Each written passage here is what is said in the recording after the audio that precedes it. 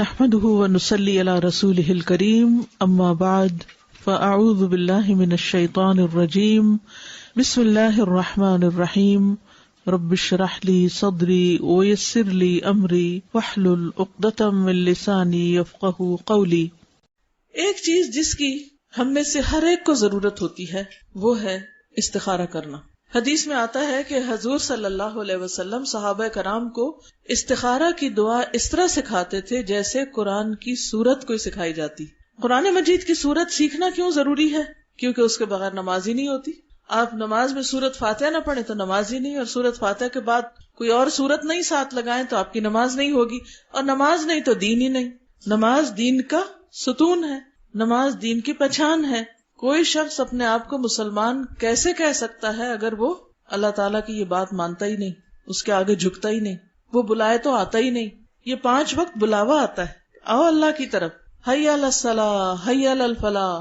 کتنی مسجدیں پکار رہی ہوتی، آؤ نماز کی طرف، آؤ کامیابی کی طرف، لیکن کچھ لوگ پرواہ نہیں کرتے کہ انہیں کوئی پکار رہا ہے، اور ہر دفعہ ان کی غیر حاضری لگ جاتی، اور پھر ایک دن آئے گا کہ اللہ کے ہاں وہ غیر حاضری رجسٹر پیش کیا جائے گا کہ یہ بلانے پر بھی نہیں آئے تھے۔ آپ دیکھیے کہ اگر ہمیں کوئی بلائے، 1 دفعہ بلائے، 2 دفعہ بلائے، 3 دفعہ بلائے، اور ہم جائیں نہ، اس کے ساتھ ہمارے تعلقات کیسے ہوں گے؟ پھر اگر ہم اس کو بلائیں گے تو وہ آئے گا؟ اللہ مہربان ہے، وہ پھر بھی ہماری دعا سن لیتا ہے، لیکن اگر وہ نہ سنے تو اس کا حق ہے، نہ سنے بے شک۔ کیوں؟ اس لیے کہ جب اس نے ہمیں بلایا تھا کہ میری عبادت کے لیے آؤ، حالانکہ اس کو ضرورت بھی کوئی نہیں، ہمارے ہی فائدے کے لیے ہم کو بلایا تھا، تو ہم حاضر نہیں ہوئے۔ اب اگر ہم اس کو بلاتے ہیں اور وہ ہماری دعا نہ سنے تو وہ ظالم نہیں، ظلم ہم نے خود اپنی جان پر کیا کہ اللہ سے کوئی تعلق نہیں رکھا۔ تو بہرحال ہم سب کے لیے لازم ہے کہ ہم اللہ تعالیٰ کی طرف رجوع کریں، خوشی میں بھی غمی میں بھی اللہ کو پکاریں۔ بات صرف اتنی ہے کہ ہم عام طور پر صرف غم کی حالت میں، دکھ کی حالت میں، مشکل میں، فکر مندی کے وقت اللہ کو پکارتے ہیں، لیکن جب اچھے حالات ہوتے ہیں تو اللہ کو بھول جاتے ہیں۔ جو 4 نمازیں پڑھتے ہیں تو وہ بھی چھوڑ بیٹھتے ہیں۔ کوئی شادی ہو، کوئی فنکشن ہو، پارٹی ہو، پکنک ہو، کتنے لوگ نماز پڑھتے ہیں؟ خوشی کے موقعوں پر عموماً لوگ ایسی مستی میں آتے ہیں کہ نماز چھوڑ دیتے ہیں، حالانکہ وہ تو نہ خوشی میں معاف ہے نہ غمی میں معاف ہے، تکلیف میں پھر اللہ کی طرف کچھ نہ کچھ رجوع کر ہی لیتے ہیں۔ تو بہرحال بات ہو رہی تھی استخارے کی۔ بہت سے لوگ استخارے کے معاملے میں غلط فہمی کا شکار ہیں، ان کو یہ نہیں پتا کہ استخارہ ہے کیا چیز، صرف سنی سنائی پر عمل کر رہے ہوتے ہیں۔ تو استخارہ کا لفظی مطلب ہوتا ہے خیر مانگنا، اللہ سے خیر کی دعا کرنا کہ یا اللہ جو کام ہم کرنے جا رہے ہیں اس میں خیر ہو، بھلائی ہو، اس کا انجام اچھا ہو۔ تو کوئی بھی جو اہم کام زندگی میں ہوتا ہے، مثلاً کاروبار ہے، شادی ہے، سفر ہے، اور اسی طرح کے اہم فیصلے ہوتے ہیں، کوئی جائیداد کی خریداری ہے، تو اس سے پہلے 2 رکعت نفل نماز پڑھی جاتی، اور نماز پڑھنے کے بعد دعائے استخارہ پڑھی جاتی۔ جیسے دعا مانگتے ہیں ہم، تو یہ دعا استخارے کی خود نبی صلی اللہ علیہ وسلم نے سکھائی۔ کیسے؟ جیسے قرآن کی سورت سکھاتے تھے۔ اتنی اہم چیز ہے، اتنی اہم دعا ہے۔ ہر انسان کی زندگی میں ایسے بہت سے معاملات پیش آتے ہیں جن میں فیصلہ کرنا بڑا مشکل کام ہوتا ہے، رشتہ دیں یا نہ دیں، یہ بزنس شروع کریں کہ نہ کریں، یہ گھر خریدیں کہ نہ، یہ بیچیں کہ نہ۔ دل میں ایک تردد اور ملال اور ایک خلل سا رہتا ہے۔ تو اس کا حل کیا ہے؟ اس سے چھٹکارا کیسے پائیں؟ کس پہ بھروسہ کریں؟ کس سے مشورہ کریں؟ کون ہم کو گائیڈ کرے کہ کیا کرنا چاہیے؟ تو ایسے میں اللہ ہی اصل خیر خواہ ہے، وہی اصل محبت کرنے والا ہے، اور وہی جاننے والا بھی ہے، وہی صحیح بتا سکتا ہے۔ تو اس لیے عقل مند وہی ہے جو اس وقت خیر کی دعا مانگ کر، یعنی استخارہ کر کے حتمی فیصلہ کر لے۔ امام ابن تیمیہ کہتے ہیں جس نے اللہ سے استخارہ کیا اور مخلوق سے مشورہ کیا، یعنی اللہ سے بھی مشورہ کرو، اللہ سے بھی دعا کرو، اور بندوں سے بھی مشورہ کرو، ڈسکس کرو، اور اپنے کام میں ثابت قدمی اختیار کی، پھر اس کام میں جلد بازی نہ کی، یعنی صبر سے کام لیا، بس فوراً نہیں، دعا کی، ذرا سا انتظار کیا، اور پھر فیصلہ کیا، غور و فکر کے بعد فیصلہ کیا۔ ایسا شخص کبھی نادم نہیں ہوگا، پشیمان نہیں ہوگا کہ اس نے وہ فیصلہ کیوں کیا تھا، کیونکہ اس نے معاملے کے سارے پہلوؤں کو دیکھ لیا تھا۔ اسلام سے پہلے کا جو دور تھا، دور جاہلیت، اس میں لوگ مختلف طریقے اختیار کرتے تھے فیصلے کرنے کے وقت۔ جیسے پرندوں سے پال لیتے، وہ 2 پرندے اڑاتے، اور اگر وہ رائٹ سائڈ پہ چلے جاتے تو کہتے یہ کام ٹھیک ہے، اگر الٹے جاتے تو کہتے یہ کام ٹھیک نہیں ہے۔ اسی طرح نجومیوں اور کاہنوں کے پاس جاتے تھے، ان سے پوچھتے تھے، قرآن اندازی کرتے، قیافہ شناسی کرتے، تیروں کے ذریعے قسمت کا حال معلوم کرتے۔ لیکن اسلام نے ان سارے خود ساختہ طریقوں کی بجائے بندوں کو اپنے رب سے مشورہ کرنا سکھایا۔ حضرت جابر رضی اللہ تعالیٰ عنہ روایت کرتے ہیں کہ رسول اللہ صلی اللہ علیہ وسلم ہمیں ہر کام میں استخارے کی تعلیم اس طرح دیتے جس طرح قرآن مجید کی کسی سورت کی تعلیم دیتے تھے۔ آپ فرماتے، تم میں سے کوئی شخص جب کسی کام کا ارادہ کرے تو فرض کے علاوہ 2 رکعتیں نماز پڑھے اور یہ دعا مانگے، اور پھر استخارہ کی دعا۔ استخارے کی دعا کا مطلب کیا ہے؟ اے اللہ، بے شک میں تجھ سے تیرے علم کے سبب خیر طلب کرتا ہوں، تجھے پتا ہے تو مجھے بھلائی سے نواز، تیری قدرت کے سبب تجھ سے طاقت مانگتا ہوں، تو طاقت والا ہے، مجھے بھی طاقت دے کہ میں صحیح فیصلہ کروں اور کچھ کر سکوں، اور تیرے فضل عظیم کا طلبگار ہوں کہ بے شک تو ہی قدرت رکھتا ہے اور مجھے کوئی قدرت نہیں، تو علم رکھتا ہے، میں کچھ نہیں جانتا، تو تمام چھپی ہوئی باتوں کا جاننے والا ہے، یعنی غیب اور راز تیرے علم میں ہے۔ اے اللہ، اگر یہ کام یعنی جس کے لیے میں استخارہ کر رہا ہوں تیرے علم کے مطابق میرے دین، معاش یعنی کاروبار اور کام کے انجام کے اعتبار سے میرے لیے بہتر ہے تو تو اسے میرے مقدر کر دے، میری قسمت میں کر دے، اور اسے میرے لیے آسان کر دے، پھر اس میں میرے لیے برکت پیدا کر دے، مبارک کر دے، اس کو کوئی رشتہ ہے، کاروبار ہے، اس کو مبارک بنا دے۔ اور اگر تو جانتا ہے کہ یہ کام میرے دین، معاش یعنی کاروبار اور کام کے انجام سے برا ہے تو اسے مجھ سے دور کر دے اور مجھے بھی اس سے دور کر دے، یعنی پھر میں یہ کام نہ کروں، اور جہاں بھی خیر ہو اسے میرا مقدر بنا دے، پھر مجھے اس پر راضی کر دے، یعنی اگر خیر ادھر ہے تو یہ ہو جائے، یہاں خیر نہیں تو جہاں خیر ہے مجھے ادھر موڑ دے، میرا دل اس طرف کر دے، مجھے وہ راہ دکھا دے۔ تو یہ دعا اگر قبول ہو جائے بندے کی تو یا تو جو اس کام میں وہ استخارہ کر رہا ہے وہ بہتر ہے تو وہی ہو جاتا ہے اور اس میں فائدہ ہو جاتا ہے انسان کو، یا پھر یہ ہے کہ انسان کا دل اس سے اٹھ جاتا ہے یا کوئی سبب بن جاتا ہے اور وہ کام نہیں ہوتا۔ تو اس دعا میں پہلے اللہ تعالیٰ کے علم کا ذکر ہے کہ تو بڑا علم والا ہے، قدرت کا اقرار ہے کہ تیری طاقت اور قدرت بہت بڑی، پھر اپنی کم علمی اور عاجزی کا اظہار ہے کہ اللہ مجھے تو کچھ پتا ہی نہیں، تو جانتا میں نہیں جانتا، قدرت تیری ہے میری نہیں ہے۔ تو دعا کی قبولیت میں یہ بڑا اہم فیکٹر ہے کہ انسان دعا مانگتے وقت اپنی عاجزی اور بندگی اور بے بسی کا اظہار کرے، اور پھر اللہ تعالیٰ سے یہ التجا کرتا ہے انسان کہ اللہ تو اپنے خاص فضل کی وجہ سے مجھے صحیح فیصلے کی توفیق عطا کر۔ خاص طور پر جس چیز میں استخارہ کیا جاتا ہے وہ شادی کا معاملہ ہے، جس میں استخارے کی تعلیم نبی صلی اللہ علیہ وسلم نے خود دی ہے۔ حضرت ابو ایوب انصاری رضی اللہ تعالیٰ عنہ روایت کرتے ہیں، آپ کو معلوم ہے نا ابو ایوب انصاری کون تھے؟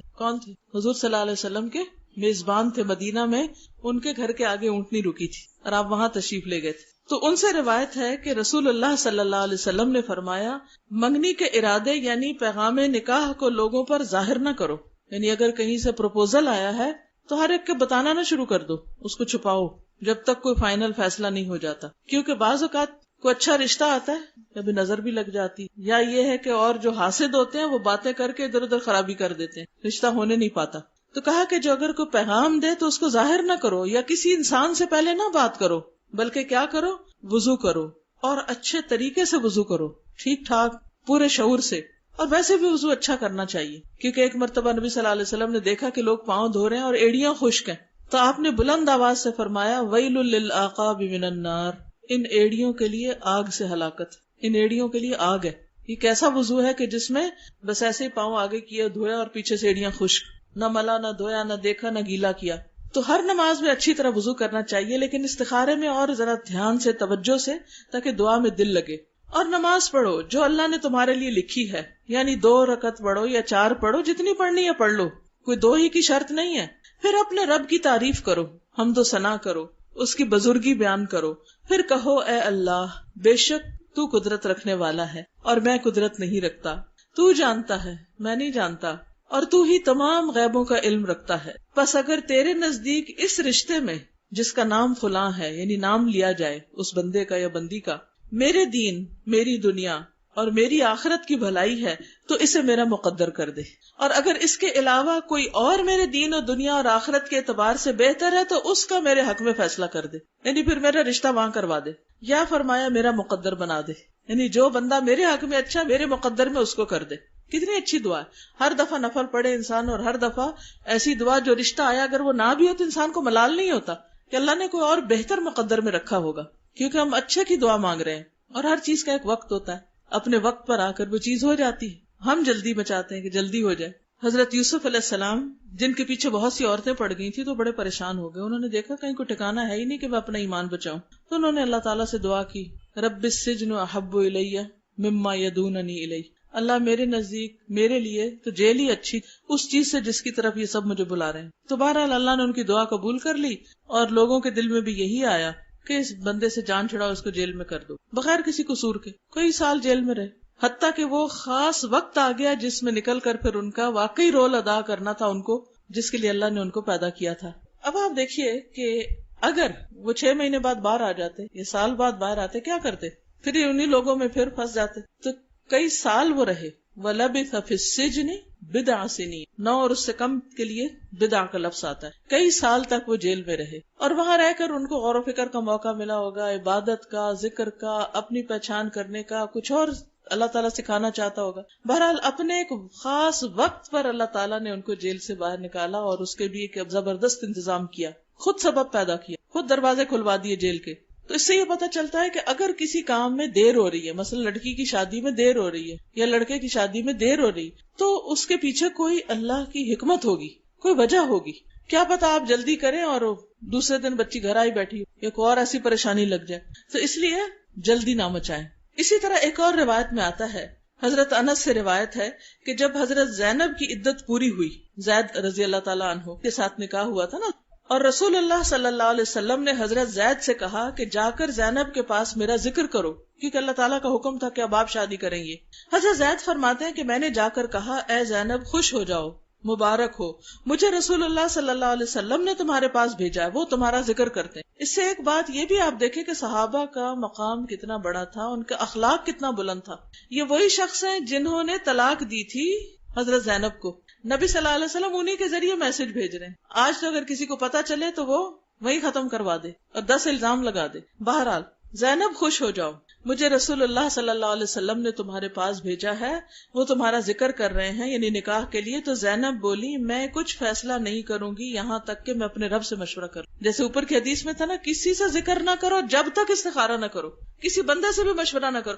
ہم سارے جہان میں عام کر دیتے ہیں, پھر خیال آتا ہے اچھا بات پکی کرنے سے پہلے استخارہ بھی کر لیتے ہیں, یا کئی لوگ تو پکی کرنے کے بعد استخارہ کر رہے ہوتے ہیں. تو اب یہ زبان ہے, یہ کیا ہے, ایک دفعہ ہاں پھر نہ, پھر ہاں, کھیل بنا لیا ہم نے شادی کو بھی. تو بہرحال یہ کہہ کر وہ نماز کے لیے کھڑی ہو گئی, فوراً استخارے میں کھڑی ہو گئی. حالانکہ پیغام کس کا آیا تھا؟ اللہ کے رسول صلی اللہ علیہ وسلم کا.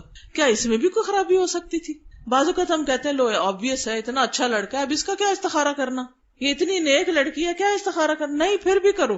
حضرت زینب حضور صلی اللہ علیہ وسلم کے رشتے پہ استخارہ کر رہی ہیں, اور جواب کیا آیا؟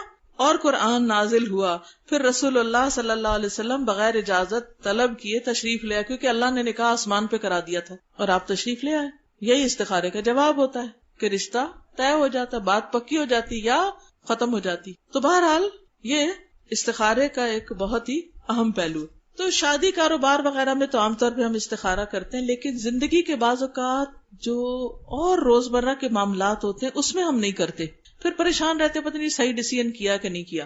اس میں بھی کر لینا چاہیے. مثلاً صحابہ کرام کا طریقہ یہ تھا کہ ہر اہم کام میں استخارہ کرتے تھے.